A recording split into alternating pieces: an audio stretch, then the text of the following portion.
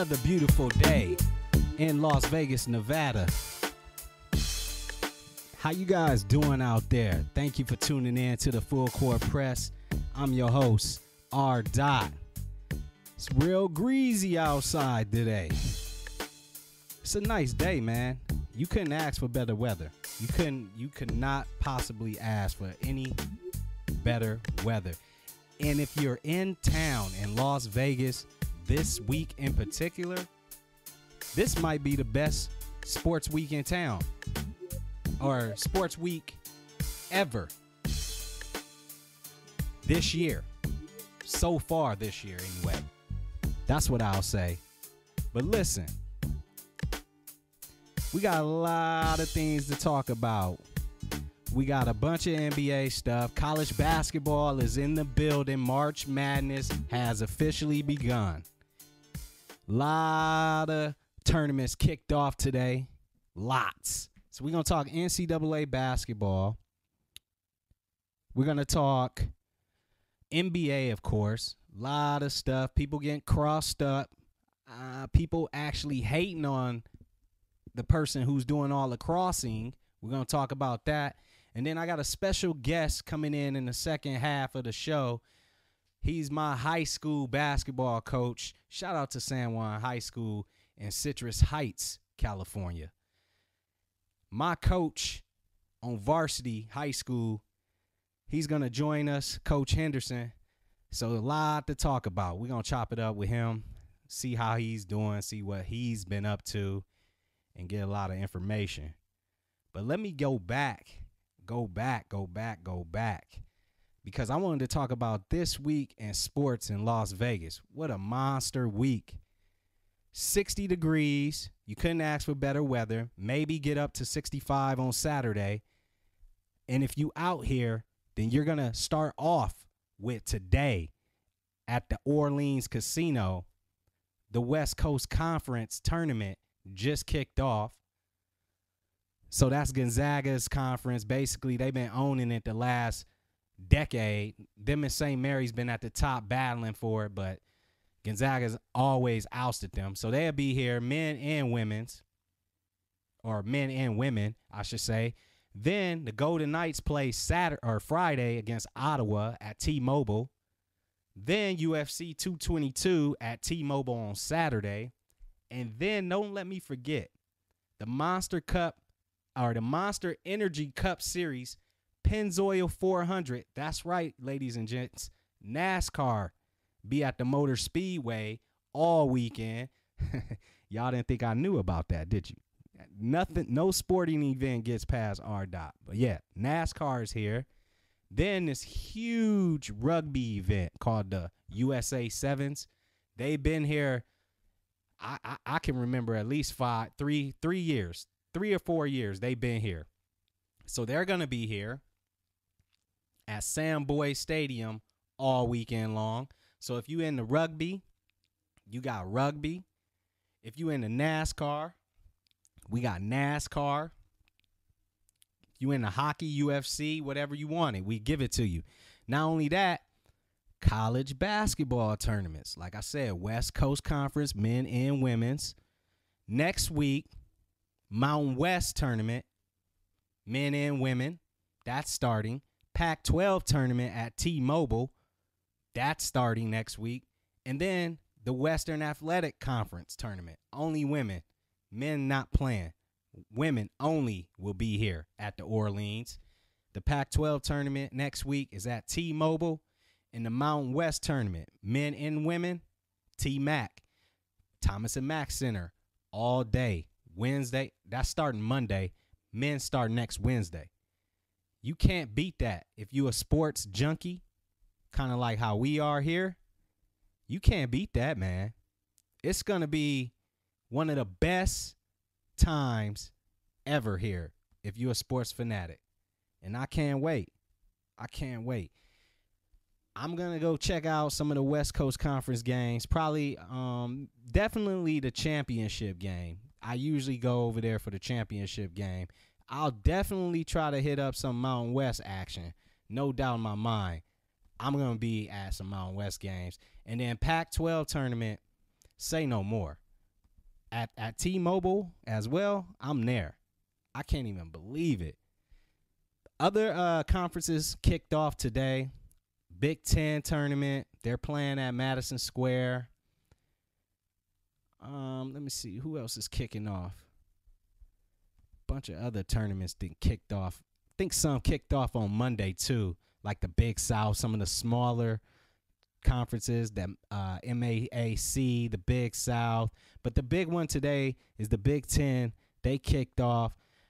I'm going to give you some scores here. Patriot League was kicked off too. I'm going to give you some scores here because Wisconsin played Maryland earlier today. And, of course, Maryland was the higher seed. But Wisconsin ended up winning that game 59-54. Close game at the half. Wisconsin was up by 2. They never trailed. Just outright beat them.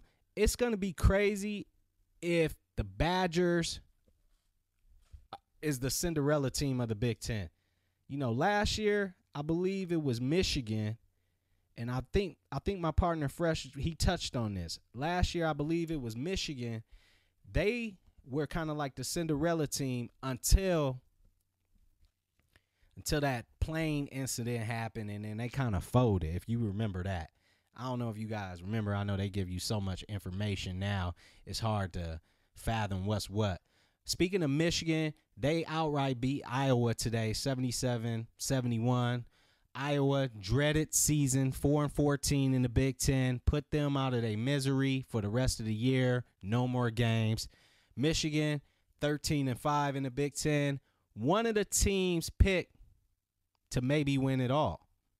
Never know. Might be a good sleeper. Joe Lunardi from ESPN, he's got his bracket out where he thinks everyone's going to be seeded, kind of preliminary for the March Madness. They got Michigan seeded in the Midwest Conference or the Midwest Division at number 5. They're a 5 seed going against the 12 LSU out in San Diego in the first round.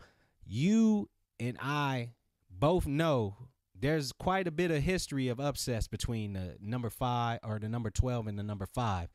Number 5 can easily get number 12. So just, 5 and 12. Hopefully Michigan does not have that seed because if I'm a coach, I don't want number 5. 5 is like, ooh, no. So they're there. I don't think he has Wisconsin getting in unless they win this tournament. They're one of those teams that they just absolutely have to win the tournament to get in. His number 1 seeds are Virginia, Villanova, Kansas, Xavier. Villanova has the number 1. It has to be Villanova or Virginia. Virginia might have the number 1 seed overall since they're in the South, and they got the number 1 seed in Charlotte. But Villanova's playing in Pittsburgh. So that's basically a home game. I think Pittsburgh and Philadelphia, it's maybe like a 2 to 4 hour drive, if that. So it's basically a home game. Should have a lot of people there, a lot of fans. Well deserving. They're a great team. Nevada looks like they're projecting, or he's projecting Nevada to win the Mountain West tournament and therefore getting in as a 6th seed. So he has them pretty high in the seeding. I've been looking at some of this. I got to do a little bit of studying because I want to kind of point out a nice sleeper this year, a nice sleeper, not just one of those teams that everyone else is going with, the hot pick or whatever. But some of these teams coming into the tournament,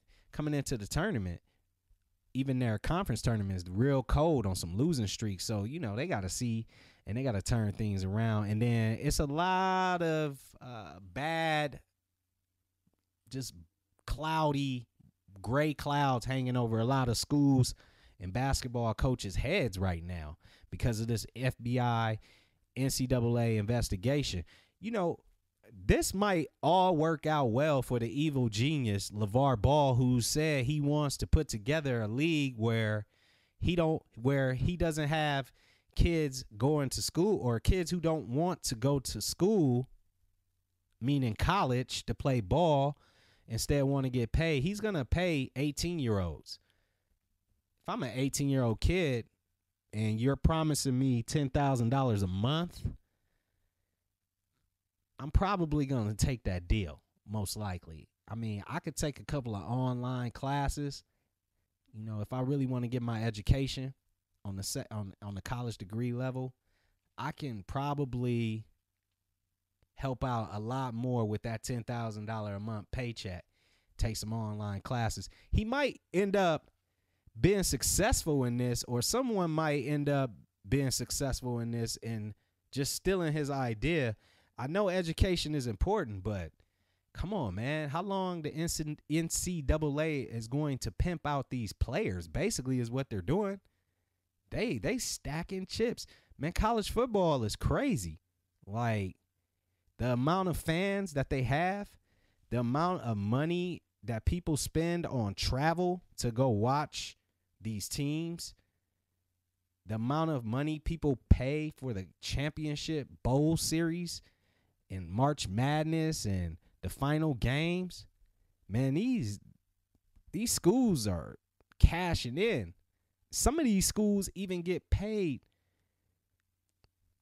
like thousands of dollars, even millions, to play a smaller school just so they can get the fame, the notoriety, the advertising. They want to be on TV. The good thing about college sports right now is this. Pretty much every game is televised. Almost every conference has some type of TV contract now. Almost every school is involved with some type of TV. Look, you can go anywhere and be on TV. They can find you. Back in the day, it was a little different. You know, people didn't really, smaller schools didn't really get the publicity as the, you know, big schools. I know it's still a huge gap between the small and the big schools, but I see Wichita State on TV all the time, and the Zags are always on TV, and even some of the smaller schools like University of Houston, they're always on TV. The SEC, they actually have their own network, ACC, Pac-12, so the big conferences, they have their own networks, but some of the smaller schools, ESPN3, they do a good job at just promoting everyone, especially with the smaller schools. Like tonight, on Friday night, everyone knows Friday night is basically Ivy League college basketball night, and all those teams are on school, or the Metro Atlantic, which is teams like, I think, Manhattan, you know those teams up there, New York, those smaller schools in New York City. In New York State, mostly all play on Friday. But LeVar Ball might have a good idea. He might gain some traction with all this stuff going on with the FBI and the NCAA. And I don't know why people trying to act surprised, pretending like they didn't know this was going on. Like, wow, guys are getting paid. Yes, guys have been getting paid. You have to pay the good players or they will go somewhere else, you know. But some of these, I've been reading some of these charges or some of these comments that they were saying, some of these price tags on some of some of the money that was given to some of the players. It's not really a lot. I mean, at least they're not saying that it's accounted for, all the money is accounted for, but the numbers that they're giving out, it's not that much if you really think about it in today's game, especially in comparison to what the schools are going to make. You know, 10 racks to get Markelle Fultz. Okay. You know, 10, they said Kyle Kuzma, that he got 10 racks. Maybe he has some loans or something now. Maybe something, you know, maybe they just try to help him out, man. I mean, kids be getting into trouble. I don't know, man. I just think that 10,000, 6,000, $2,700. It's not really that big of a deal in comparison to what the schools are going to make off these kids if they stay 4 years. Just think about it. If you got a 4-year superstar in college, think about how much money the school's going to make off of that player. And think about how much money that player potentially could have missed out on in the NBA. Knowledge is smooth. Knowledge is cool, man. But if you smart, you get the money, especially when you young, because your body, you only got so many jumps in them knees and you only got so many bends in that back. So you got to get that money early. $2,700 to Josh Jackson, who played for Kansas, who went to Phoenix. These guys are one and dones, man. You know, they doing the school a favor by even showing up to school and playing on Saturday and putting on that Kansas jersey or putting on that Arizona jersey or putting on that Utah jersey. You know, don't hurt the game. Don't hurt the players. They got to make some kind of money, man. They see what the schools are making. They can read, you know. But anyways, interesting matchup that the bracketologist has. Ohio State. You know, they're in the East. They're in a tough bracket, but here's the thing. Clemson, I can't even really speak on this yet because this is not going to be final. You never know, because you know what normally happens in these tournaments, in these conference tournaments? The schools that know they're automatically in, because once we progress, the brackets start forming out a little bit more. We can start moving teams around and to where they're going to pretty much stay and really can't get knocked off. Once we progress in these tournaments, then schools are going to be like, you know, if we don't win, who cares? We'll just give it our all, and we just going to rest up and wait for the big dance, because that's what it's really all about anyway, the big dance, right? Let me give you some top 25 action for tonight, because I know you guys only care about the top 25 teams anyway. You guys aren't like, probably most of you guys who listening aren't like this, you know, you're not going to watch UC Davis versus Pepperdine. You might catch me watching that type of game. That's just what I do, you know. So I'll give you some top 25 action or just some more common games. Like I said, Wichita State, they're playing UCF tonight. I thought they started their tournament, but I could be wrong. But I could have sworn that they started their tournament too. So Wichita State, Virginia's in action tonight. They're playing Louisville. Western Kentucky, because Middle Tennessee is ranked 24. Remember, Middle Tennessee shocked the world. You guys know who Middle Tennessee beat in the tournament. They beat that tough Michigan State team that everyone thought was going to win the title that year. And they just shocked Michigan State in the first round, I believe. And, you know, the big winners in that game was Las Vegas. Oh, my God, Las Vegas cleaned up on that ticket. Wow, they cleaned up on that ticket. But anyway, Middle Tennessee, they're going to be the hunted this year because they're ranked. Cincinnati's in action tonight. And then Arizona's playing Stanford, Stanford's one of those teams, middle of the road Pac-12 teams, that's actually overachieving or doing way better than what people thought they were going to do. They're sitting at 10-6 in the Pac-12, which to me, just on the outside looking in, and I'm a Pac-12 fan, man, they don't look that tough this year. But the good thing about the Pac-12 is non-conference. Every team in that conference pretty much had a decent non-conference schedule, and most of the teams were over 500. So hopefully that does them some justice, and maybe a Pac-12 team can make it to the Final Four and represent for the West Coast. Other than that, it's usually East Coast bias in the NCAA tournament. So that's just what we're used to out here on the West, and it's probably still going to be the same. Speaking of the West, thank you guys for listening to the Full Court Press. This is the #1 sports podcast here in Las Vegas. We do it big, and we actually have guests that pertain to sports on our show. A lot of sports talk radio here in Las Vegas. They never have any sports guys. They never have any athletes. We do. So anyways, if you want to promote with us, just hit us up on our social media. There's all types of different ways there to contact us, and we'll get back to you. We have great rates, and we got over 16,000 Twitter followers and over, I'm going to say like 1,200 fans, over 1,200 and all the other social media platforms. I just have to look. But hit us up.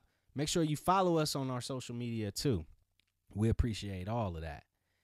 Anyways, drive-through. Man, I'm going to tell you guys, the drive-through restaurant game, right? They always screw you. Now, look, R. Dot hasn't ate. Hold up. I have not had fast food in a very, very, very long time. I can't really remember. I eat out in different places, but I make sure the food is hand cooked and it's good food. I don't like the fact that anything is fast and you just pop it in the microwave and it's done in like 2 minutes. Or I don't like anything that I can't really buy at the store. I hate that. I'm looking at McDonald's fries and I'm like, why can't I buy those type of fries at the store? How do you make those fries? It's like helium or something in those fries. I don't know what it is, but it ain't potatoes. So anyways, I take Uber because I'm lazy and I don't like to drive, and I'm looking for a new car.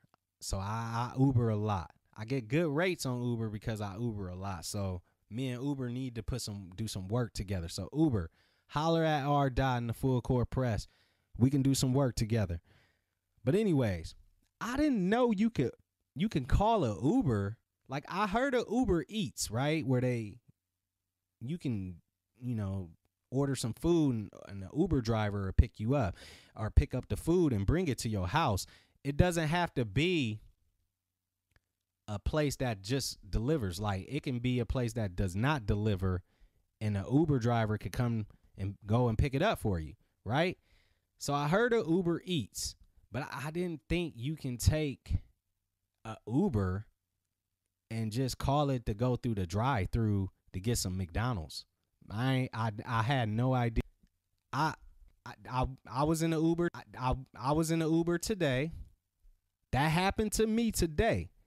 So the guy ordered. We went to McDonald's, ordered his food, got some chicken nuggets. He got like a 20-piece nugget, 2 large fries, 2 big old drinks, and like 2 apple pies. He was about to go smash that food, right? So the thing is, they asked him what kind of sauce he wanted and things like that. He was like, yo, I want barbecue. I would also like honey mustard. Man, everything was smelling so delicious, especially since I was hungry. And I hadn't had McDonald's, I think, since like 2013 or something like that. So it's been a while, right? So it was smelling so good, and I just wanted some. But you know what? They screwed him. And we was in the Uber, right? So they screwed him, and guess what they did? They didn't give him no sauce. And that's what they always forget. They didn't give him any sauce. He was so mad because he had all those nuggets. He had like 20 nuggets. And some people like to dip the fries in the sauce. So he was going to probably do that too. And they didn't give him the sauce. And the Uber driver was like, I'm sorry, bro, but we can't turn around. I got to stay on schedule or I will get in trouble by Uber. And if I get another mark, they might suspend me because of my times. You know what I'm saying? And So he was so salty. Woo, he was salty. But that's what they do. If you ever order food, they always forget the sauce. Always forget the sauce. It's so stupid, man. It's so stupid. Like, you can't have the chicken nuggets. You cannot have McDonald's chicken nuggets with your ketchup from at the house or your barbecue sauce. Like that Sweet Baby Ray's, it don't go good with McDonald's nuggets. It don't. Or that Famous Dave sauce, it don't go good with the chicken nuggets from McDonald's. The only thing that goes good with McDonald's chicken nuggets is McDonald's barbecue sauce or McDonald's ketchup. You gotta have those. It's just how it is, man. They do something with the sauce to make you love it. Everybody knows this. Everybody knows this. If you've been following our social media, you know what's been going on. We've been having a little poll, right? And I've been trying to get the answer to the poll. And the poll is, who was better, 94 Snoop Dogg or 2003 50 Cent? And the reason why we took both of those years, or those particular years, is because those were the years that we felt was their introduction to the world, and they popped off the most those years as a rookie. So when Snoop came out in 93, his album dropped, but he was getting hot in 94 because his album dropped at the end of the year in 93. So Snoop Dogg pretty much owned the whole year in 94.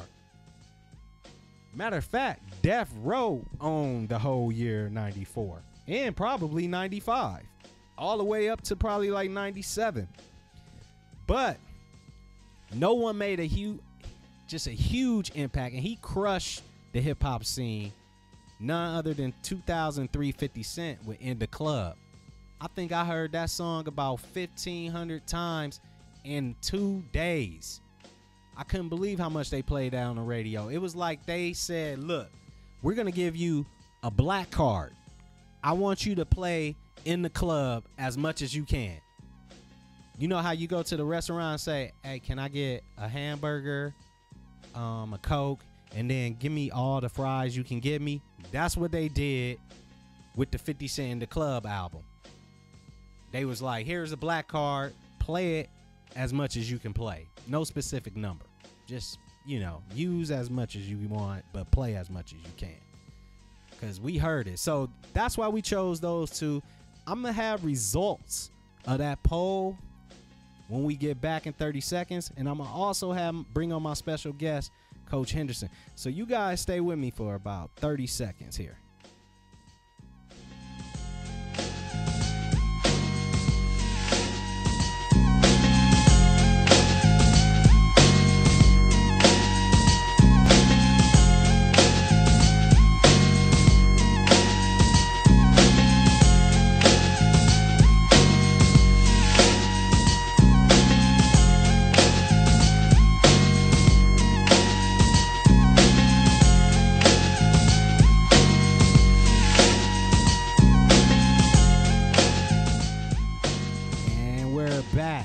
Welcome back to the Full Court Press.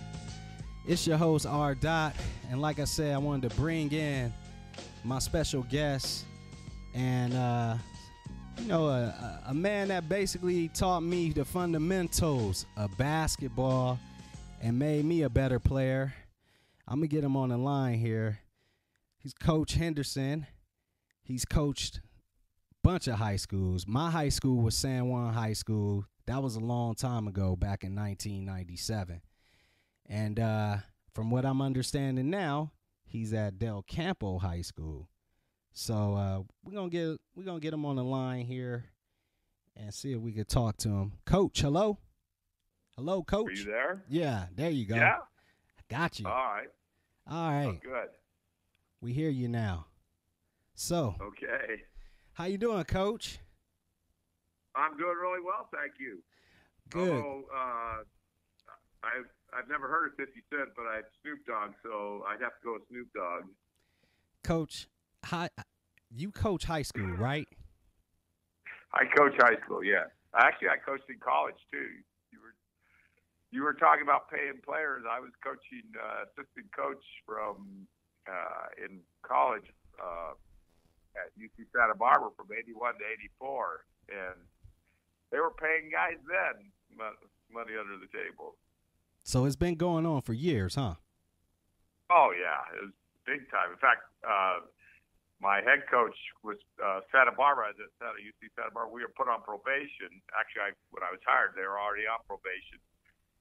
He had a kid they'd been given some boosters and given him $50.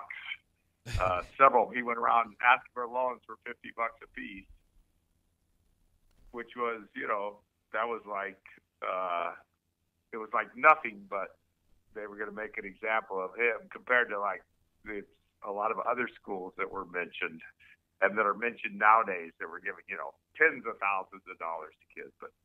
But really, now they're acting like they're all surprised we need to be paying these kids. Now they're saying it. They should have been paying them a long time ago, and they wouldn't have had all this inequity. But anyway. Yeah, they've been kind of. So you were kind of with this whole notion of paying college players, correct? Yeah, at least a little money for it was. They couldn't fly home to see their because if there was no way for them to get home, there was no way for their families to come see them. If you paid for their family to come see them, that was a violation. If you sent them, you let them go home for Christmas vacation for a few days, they couldn't fly home. So, because unless they were already wealthy on their own, but they couldn't get a job. You couldn't give them a job, or else it was a violation. Right. And yet it was like a full-time job. Being a Division I player, it was being a full-time job. So they should have been paying them at least, an hourly wage what a student gets for doing student work study or something. But that's just my little.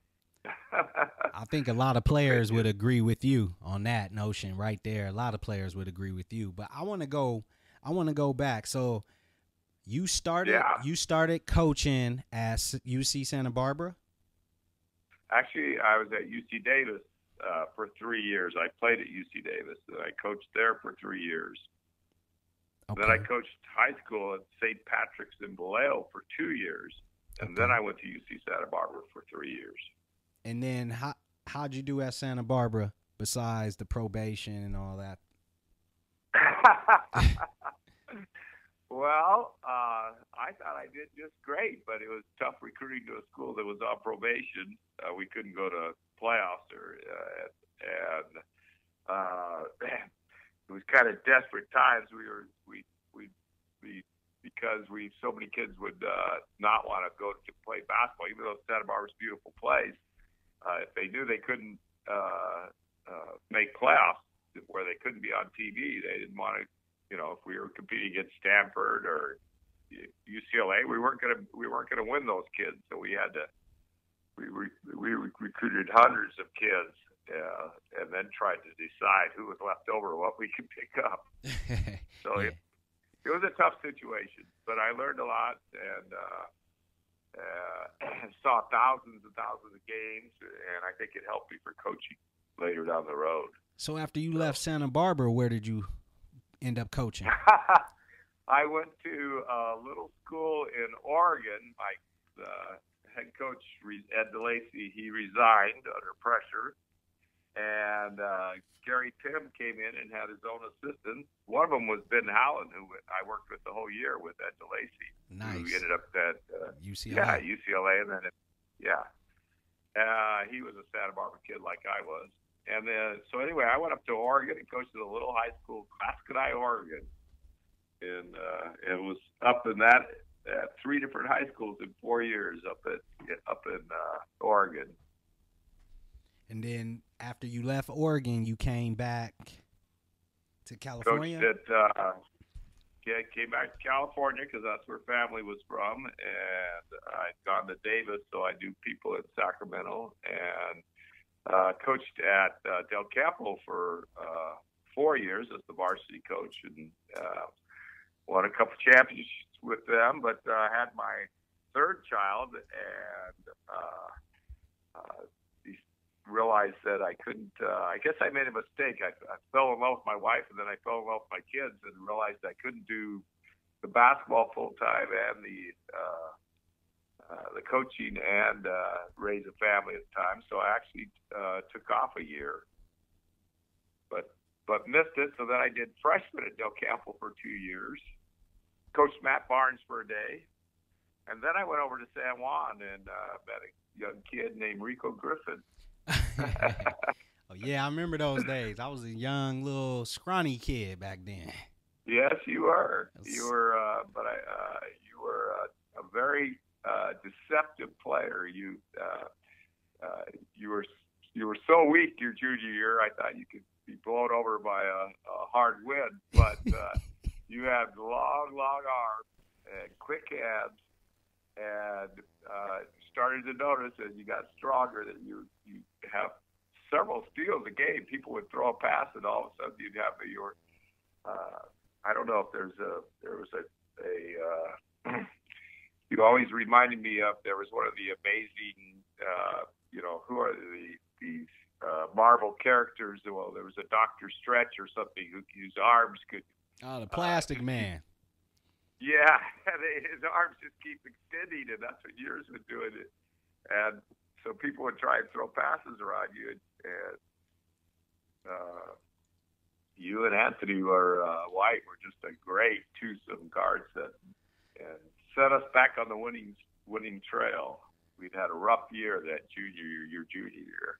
Yeah, I would say our junior year, I would say one of the main things that I know now that I didn't know back then was definitely weightlifting is very important. I don't think that was drilled in me on how important it was. You got to have strength to play the game. You definitely do. High school level. Yeah. Because you got to get those shots up. You got to get those shots up after the bump. So you definitely have to get strong. That's right.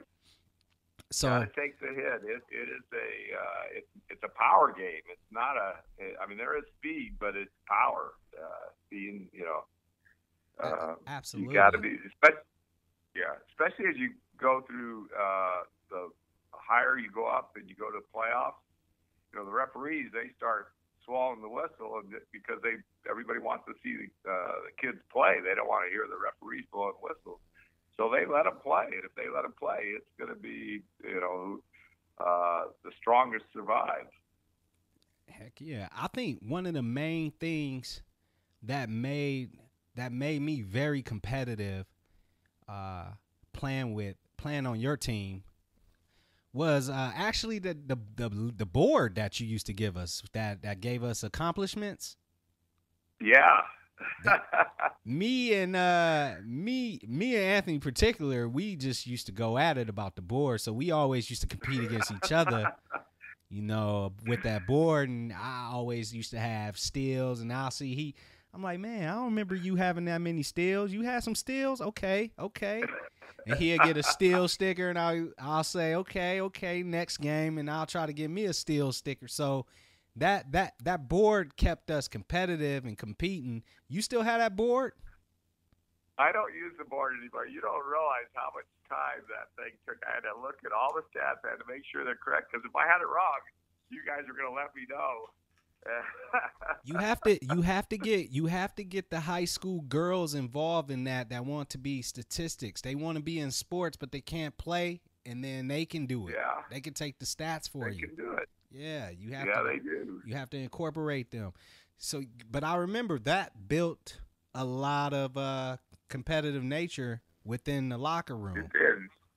It was a great motivator, and I had a whole system where if you played so many minutes, you needed an assist for so many minutes to get one of those little basketballs. And so if you even if you only got him for 5 minutes, you picked up an assist, you'd get a basketball. Whereas someone who played 25 minutes of the game, if they only got one assist, they wouldn't get a basketball. So you guys were absolutely. I love that board. I think the main difference between my junior year and senior year with you, our junior year, our senior class was kind of lazy and they weren't that athletic.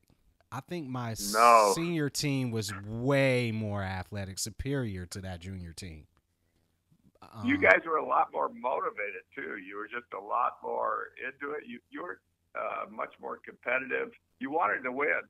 Yeah. I don't think the seniors were playing because they really liked basketball. I think they were playing because for other reasons they were, to be seen or they didn't appreciate the finer points as much about basketball. Or they were trying to satisfy their parents or somebody or, the girlfriend. I don't know what, but you guys were playing because you wanted to compete and win. It was a fun group, really fun. We wanted that board. That's what we wanted. We came up. We wanted that dang board. We came up one game short. We came up a buzzer beater short of a board. Yes, we did. Yeah, it was. The board. We've Eric Wallenberg and I got 4 boards after that, but. Those boards were motivators, weren't they? Man, I love them boards. I seen that guy. I seen that guy that made that bucket. I seen him twice. You have?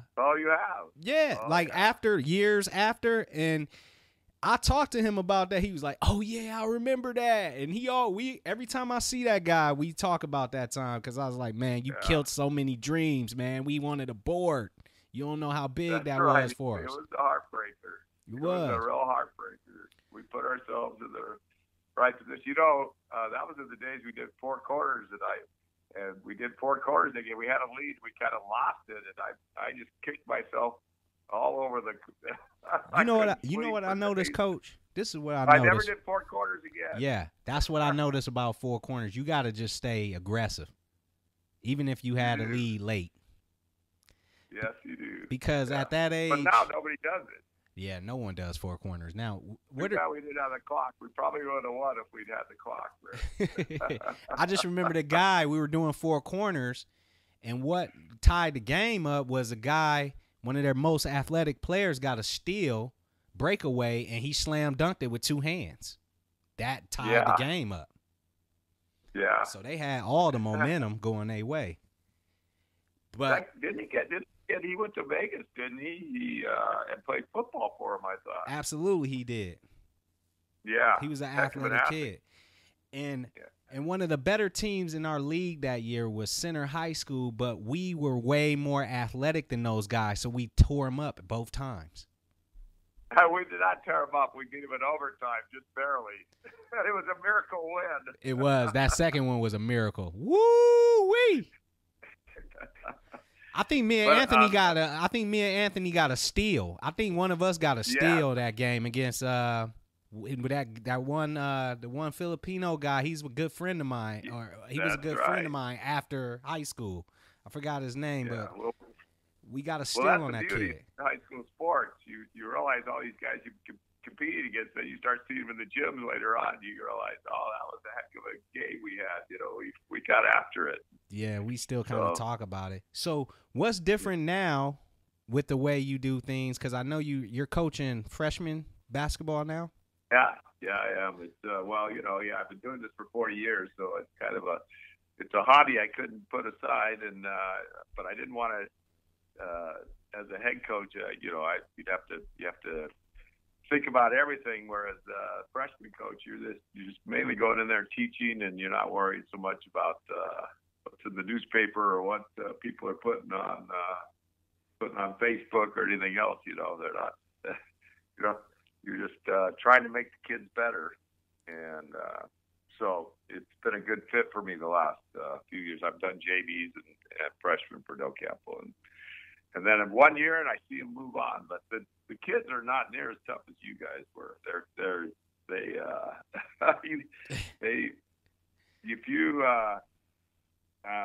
don't know if and maybe it's because they're playing year round, so it's not. They tend to pace themselves a little more. So the intensity that you could get from when you guys played, you don't get that same exact intensity all the time. You have to kind of pick and choose when you can really get after it. And it's a way different mentality from a player standpoint now, the way they are brought up in the basketball world. It's just different. Yeah. It's way different. Well, the AAU thing, it's all about the games. It's almost, you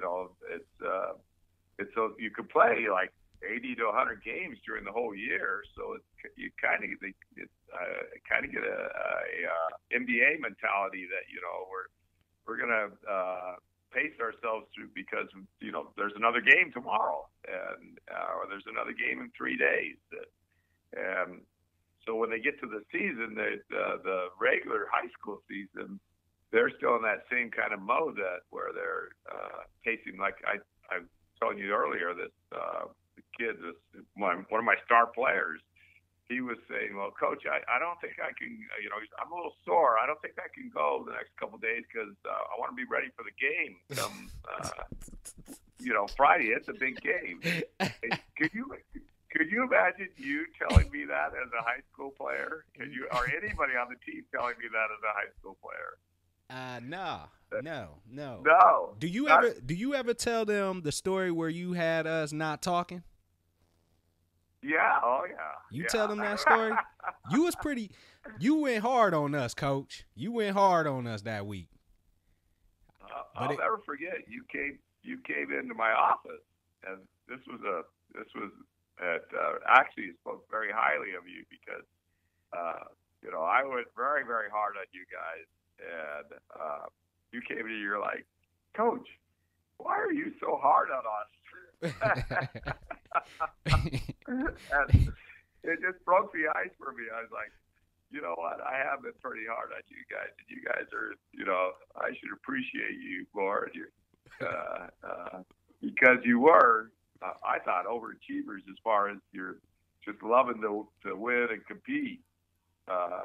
We were, you talk about that team that beat us. They were extremely athletic. They had a couple of Division I football players on that team. And they had that 6'9" guy that played at AR, and then he transferred over somewhere. Yeah, they were. So we didn't have anybody. We had good players, but nothing like that. So it was just the fact that we were in the hunt spoke a lot about just the way you guys played, how hard you played. And so definitely one of my highlight teams. I always tell Anthony, and sometimes I always tell him that during film, because I paid attention during film. I don't know if you know this, but a lot of people don't pay attention during film. They should. Yes, they really should. But I'm going to tell you one thing. You opened my eyes up, and I hit it almost every time because it was open almost every time. It's when, and I had to remember this guy's name. Anthony reminded me. Jason Northrup. Every time when we used to run our little, I forgot what the offense was called. I think it was like 1-4 or something. I'm not sure. But when we used to do our little flex cut, he would do a back screen for the guy cutting underneath the basket and flash to me right after the back screen. That pass was open every time. You showed me that, and we used to hit it all the time. Yeah, it's amazing what you see on film. Yeah. It really is. I've never seen that pass open ever until after you showed me. Yeah, well, it's there's a lot of things that are open on the court which kids don't see. It's funny that it takes a lot of time, though, to get someone to film it and to show film and have time during the day. And so I don't do near as much showing the kids film as I at the freshman level. If I was varsity, I would be. We'd sit down all the time. But it's just it takes a lot of time, a lot of effort. And people got to be willing to see what's going on. Absolutely. And learn from it. So sometimes it can be kind of harsh. The film doesn't lie. The film does not lie. It does not lie. It does not lie, man. I love the fact that me and you because people don't know that you used to give me rides home all the time after practice. Yeah, plenty of times. So right. we used to have a lot of convo about basketball, whatever. But those times, I think you trusted me because I called a lot of offensive plays all the time. Well, that's what a point guard's supposed to do. That's what I wanted my point guard to do. A lot of point guards, you can't do that no more. No, I know that. Well, if that's the kind of guys you love, if you, as a coach, you want a guy who's a coach on the floor. And so because those guys could win a lot of games for you, and they do. So I'm always looking for that kind of guy. But you're right. You don't always have. A lot of times there's guys very talented, but they just can't read defenses. They can't read. They're all about they can read their who's guarding them and how to beat their man, but they don't really read what everybody else is doing and what's best for a group and what's open and what defense the other team's doing. So it's really you hear about those kind of guys and coaches just love them. The coach on the floor. I always wanted to ask you about this though, Coach. Okay. What was up with the scouting report on the Rockland guy? I don't know. How did you miss? How we miss him? Kids sometimes they do. They just have breakout games where they have great games. Sometimes they may not have done anything when you for several games, and all of a sudden, for whatever reason, they have an incredible game. We Wahlberg and I had this kid J.I.J. who we hardly ever played, and he kept saying, "Coach, I can play," and he was a little skinny guy, and we put him in one game against the zone, and he hit like 4 threes in a row. I mean, just bang, bang, bang. And we're both like, wow. The other team, but first didn't guard him the first one. Second one, coach, get out of here. Get a hand up. Hits the second one. Third one, the coach is screaming, you just shoot her, get out of shooter. And he hit 2 more, and it was just, it's something unexpected. And sometimes that's what's so great about the game. You don't know who's gonna step up. You see that all the time when people get injured on teams. They'll lose a great player. Arizona lost that great player, and then they still keep winning, or that you see a trade and all, but the teams still keep winning in the NBA. It's always never know. It's always the next man up. It's always like that. It is. It is, and a lot of times they step in better than the guy before for whatever reason, chemistry or getting along better with the other guys, or maybe guys figure, well, I can shoot now. I never got to shoot playing with that guy, but now I get to shoot. So, have you ever had a team that just had bad chemistry and you couldn't fix it? Oh, yeah. Your junior year, that was bad chemistry. That was definitely bad chemistry. You had a handful of guys that cared and a handful of guys that didn't. Yeah. Yes. And I remember Anthony White. It was the funniest thing. Coach Wahlberg and I are sitting there, and it's senior night. And we're going to start the seniors. And Anthony says under his breath afterwards, and then we're going to kick them the blankety blank out of here. Or something like that. He couldn't wait to see him. And that's the same way Coach Wahlberg and I said, but we were going to say it out loud. So that's exactly what we felt. Can't wait to see these guys move on. Come on, Coach. We had our best player as a senior, his conditioning was terrible. He was one of my best friends, but his conditioning was terrible. Hey, they were nice guys, but away from the basketball, very nice. But they were not exactly dedicated to winning the game. So, but that's high school sports. You had a lot of success after us anyway, though. You had some really good players, right? Well, once you get it rolling, and once you have a group that establishes this is the way we play. This is the way we're successful. This is what you got to do to be successful. You know, you lift weights, you play in the off season, you play together, you play hard, you play at a certain level. It kind of, the younger kids start to see that, and it becomes contagious, and they say, "Oh yeah, if I'm going to play varsity, that's what I'm going to do." And the crowds start to increase, and they start to see, "Oh yeah, but you know, this is what I got to do, and then I'll get to be a varsity player." And so it's just kind of, that's the way you build a program. That's what successful coaches do. I think it started with us. Definitely. I mean, the record that we were most proud of, because we were a defensive squad, was when we held our rival to those points allowed. I think it was the fewest ever. Yeah. And you know, that's bragging rights still to this day to some of those guys that was on that team. And then another thing I wanted to tell you was my little brother, I always tell him this. I always say, we both talk about this, and we both say that maybe he should have stayed at San Juan, because I think his whole basketball career would have ended up a whole lot different. He thinks so too. We would have liked him to stay. I know. We were like, Pierre is really good in basketball.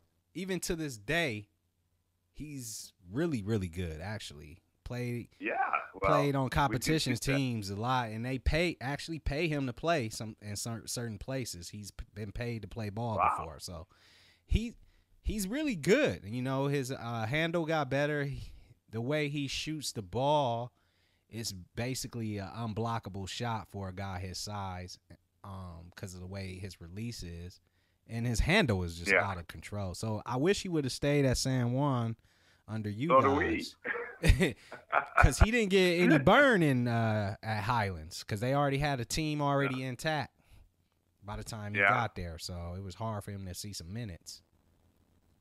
But that's what a lot of kids don't understand when in high school. You know, they don't realize that when they're moving from school to school, there's always, you know, it's not that easy to fit in with a team that you haven't been playing with, or in a program you haven't been in. Yeah. How do you handle situations where the parents jump in and want their kid to get more time and things like that? I know that's come up before. So how you handle those type of situations? Well, I'm a lot better now than I was when I was at Dale Camp. I was pretty obnoxious when I was young. I thought it was. But you know, I just have a couple rules. One of the main rules is usually when parents want to talk is after a game where their kids didn't get enough playing time, or maybe didn't get enough very many shots or something. That's when they're usually less than calm. And I used to just jump right in with them then, and now I have a rule where we won't talk after a game because, you know, I'm always emotional. You might be emotional. I don't say they are emotional, but even though they are. And but I'll be glad to, you know, set up an appointment or something at a different time, or call you on the phone. And usually after a day or so, they calm down. And that's when. And then I said, you know, I also say you might ask your son, you know, and don't let him say, I just don't know. Ask him what coach has been telling him as far as what he needs to work on. So there's a lot of ways to do it, but it's kind of, you kind of try and diffuse any emotional situations, and usually parents are pretty reasonable once you explain to them, especially if their son or daughter's there hearing. They may not like what they're hearing, but if they hear specifics about, you know, well, you know, how's your left hand? Oh, you don't dribble very well with your left hand. Well, that's kind of important. So there's a lot of things that, you know. And then point out. How do you handle the 2-sport or the 3-sport player? I know that's kind of annoying, but how do you handle that? That too, I'm much better at now. You know, I actually think it's really good for kids nowadays to play several sports. You know, I think they need to spend time if they're going to play basketball, but I don't think they have to spend all the time. I think that there's a certain benefit of getting away from the sport for a little while, or competing. They're still competing and maybe playing a different sport, different muscles they use. Their knees get to rest. I heard you say there's only so many jumps in the knees and so many bends in the back. Well, that's true. And if they're playing 100 games a year they're only 14 or 13, I think that starts to take a toll on them. And they tend to they're not quite as competitive as what's the school year. And if they're good, they're going to get a scholarship. They don't have, it doesn't matter if they'll find you if you can play nowadays. The Wolves will find you. Believe they'll that. Find you. They will find you. You don't have to be playing. Yeah, you don't have to play 100 games a year. You don't have to be playing constantly. And a lot of times, if you're a good athlete, then the fact that you're playing different sports, they know the top players, the best athletes usually are the ones who play multiple sports. They're the guys who end up being the most successful when they move up to the next level. So absolutely, at least that's been my experience. Yeah, not always, but often. Most of the time, it absolutely. So, Coach, let me ask you this before we get out of here, because I don't want to take up too much of your time, and our time is running out. What you used to do is this. Do you still power walk around campus? You know about the Jason power walk, right? Yeah, I know. You like Jason Friday the 13th walking through the forest the way I've never met anybody. If I could be running, you can catch me walking. Never, ever met anyone like this in my whole life. Rico, I'm still a big walker. In fact, I did a 500-mile walk 3 summers ago across the north of Spain. So I love to walk. And people still make fun of me walking.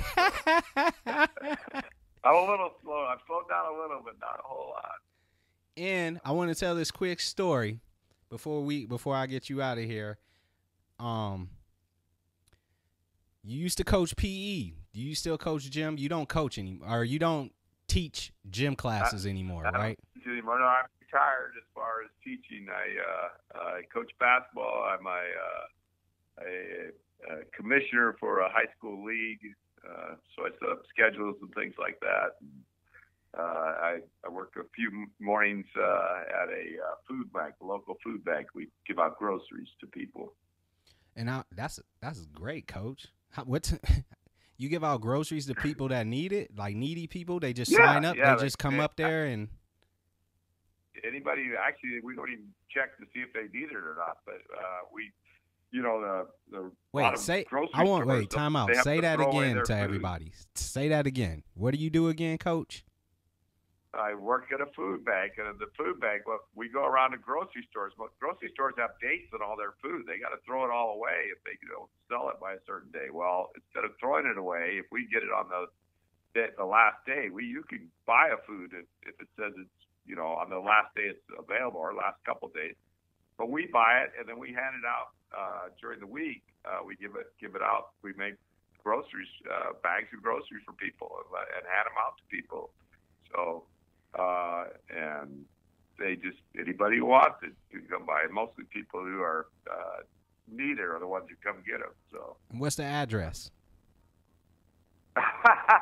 Or what's the location at least?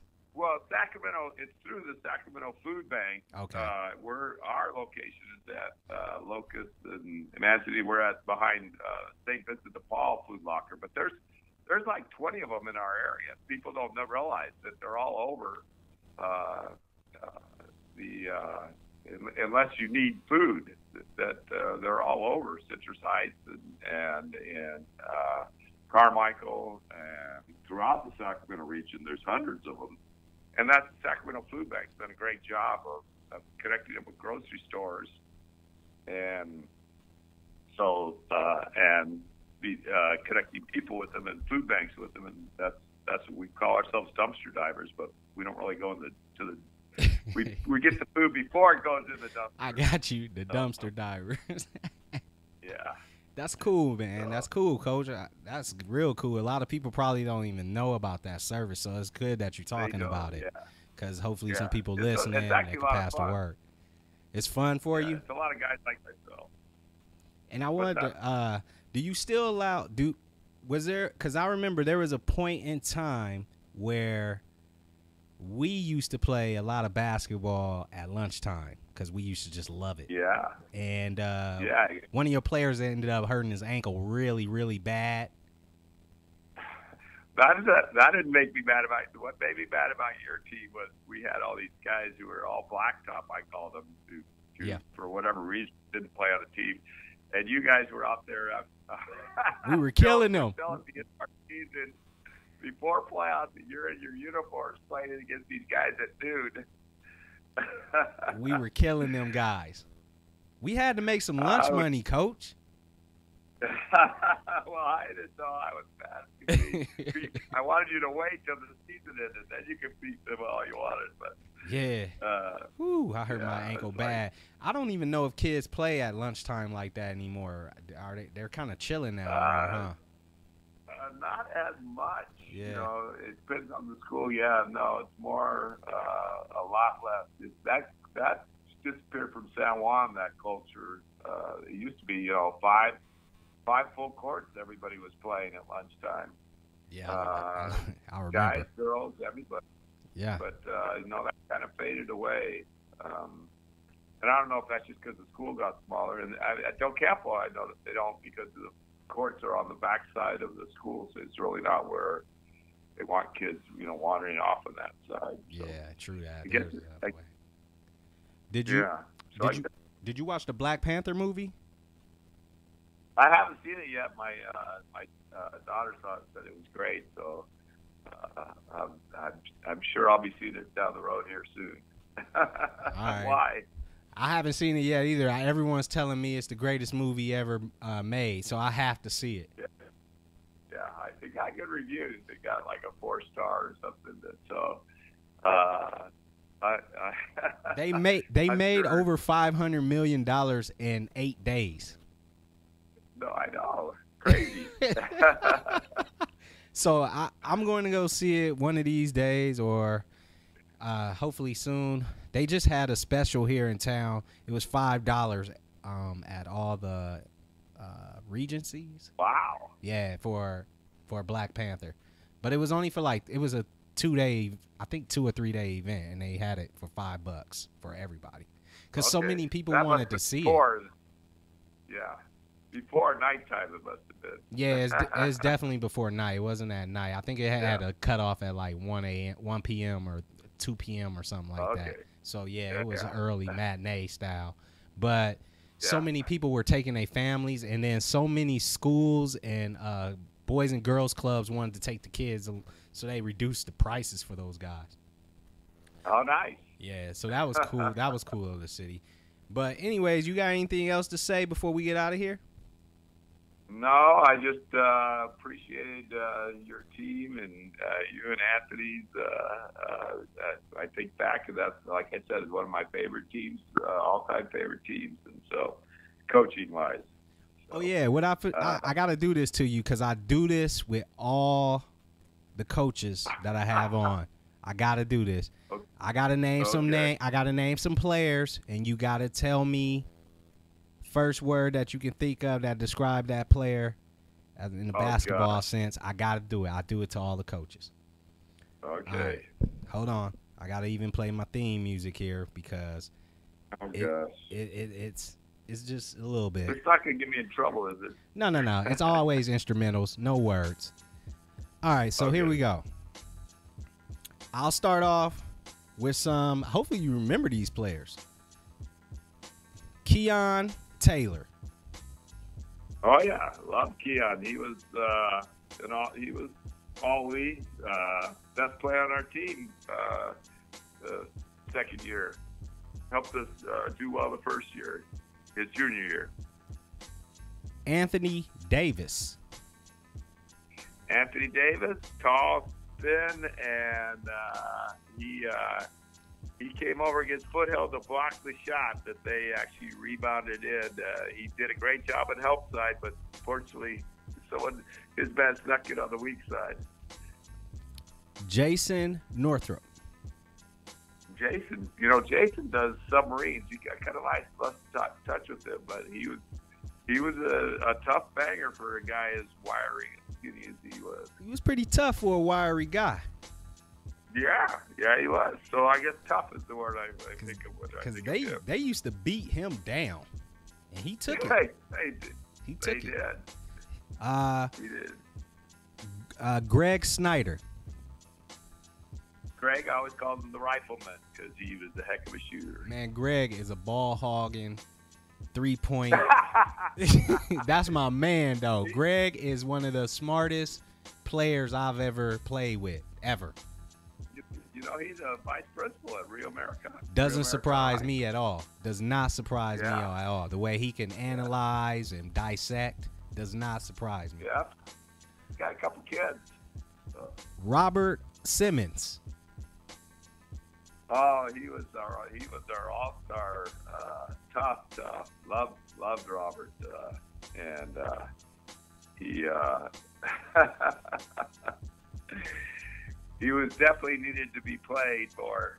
And I think he was our sixth man to start the season. We had to find some minutes for him. We had to. You was running him at the point. He used to say me and him was the two PGs, and I was like, yeah, man, you need to be playing. See, that was the thing about our team. It was no animosity. We all wanted each other to play well. We all hyped each other up. So you had to appreciate that. Team. Good chemistry. Anthony White.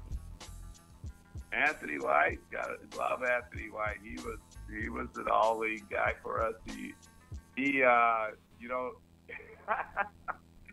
always was a little bit upset with me, and I finally figured out we need to run some more plays for him because he could really shoot it. So we started running flare, we called it, more of a special back screen play.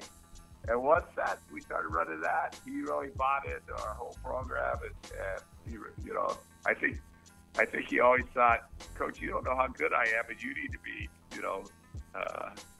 highlighting my play a little more on offense. Once we did that, he really blossomed. Man, this guy wanted me to run flare almost every play. It's like, just run flare. Just run flare. All right, that's cool. All right, we got flare. I got a couple more there. I'm going to get you out of here.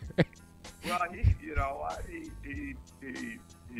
was a successful play for him, so he liked it, and he was successful when we ran it. So. Yeah, he loved flare to the right. It was just like, he's like, I can take it. Just give it to me, flare.